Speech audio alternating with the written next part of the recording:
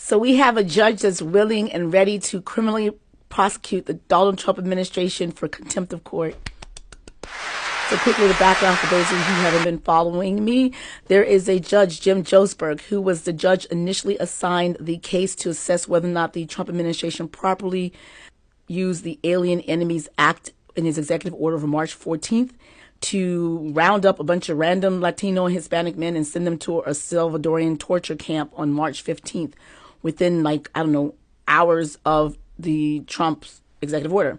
So that judge back in March 15th says, I don't think this is right. So what I want you to do, he created a class and says, everyone who's subject to this law, I want you, if they're on any planes, to return the planes. Once they're in U.S. custody, return the planes. Now, that was between 5:30 and 6:30 orally in court. Drew Ensign, the DOJ attorney from yesterday, says that he communicated that to the Trump administration. I'm following the records. On the record, there is declarants who were on the plane and said that they were aware, even 6:26, that they had ordered to return it. The planes landed after 7:26 p.m. when the oral order was actually memorialized in writing. So they're aware. Why? Because the El Salvadorian president shared video of them landing in the El Salvadorian prison, retrieving the prisoners. And they were within U.S. custody. So whether orally or writtenly, they were supposed to return those prisoners. Even more delicious is the judge used Marco Rubio's callous and cold and childish retweeting oopsie to the El Salvadoran president saying there's a judge ordered to return it. So it's like, you're not serious. This is beneath the office of the Secretary of State. I really believe that Judge Boasberg feels some sort of agency in the fact that all the reason why Albrego's there is because he was part of that.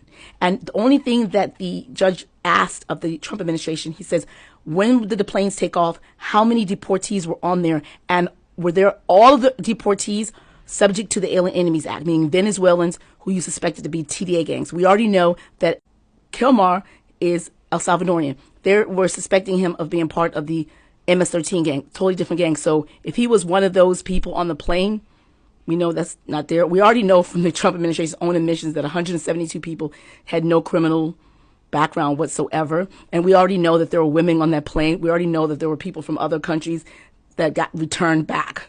So we know there's a lot of mistakes and errors there.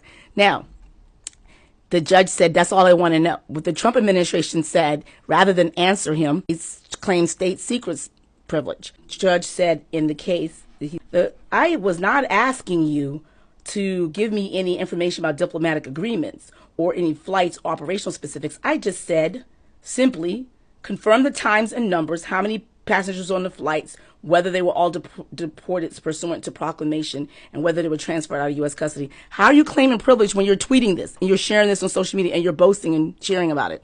If you follow my account, you know that yesterday I went to watch the contempt hearing, and during that contempt hearing, they tried to allege that they can't present an attorney for deposition, to which the judge says, if you want to claim privilege of this attorney, why did you list him as an affiant? Why did you have him do a declaration? You're like, it's conflicting. And this is your sign that I've been telling you that they don't know what they're doing. There's no coordination. There's no strategy whatsoever. The left hand doesn't know what the right hand is doing. They're tweeting and saying something and doing different things. For example, Pam Bondi is saying that she can bring them back if the president says bring them back. Donald Trump is saying we can bring them back if the Supreme Court brings it back. And then the next day they're flipping the switch and they're saying different things and back to the point. So here's the thing. For those of you who are concerned, like, well, Pam Bondi won't allow to be criminally prosecuted, hit her own people. Here's the thing. The judge said already, he says, I got you. I'm going to facilitate that. I'm going to assign someone. By law, she doesn't have a discretion to say that she won't. If she won't criminally prosecute it, he's going to sign it because he knows what he's dealing with. So the time is up. The chicken is coming home to roost. And Judge Boasberg, I said before, he was part of I forget the name of it, but some counterintelligence judiciary sort of thing. He was a president of it. So he's the perfect person to handle this. He's also the judge that's overseeing Signalgate. Remember that? There's been so much chaotic, different stuff going on that we even lose track. There's so many scandals, so much corruption that we can't even keep up with all of them. But don't worry. Keep up with me. My name is JJ Legal. If you're not following me, follow me here. Share this video. So now everyone's been asking for this, and we finally are getting it. Criminal contempt for all their lawless behavior. Accountability at last. The best part is the judge said that, you know what? You can avoid criminal contempt if you just send back every single person who was on those planes pursuant to my order when I told you to send them back. That would include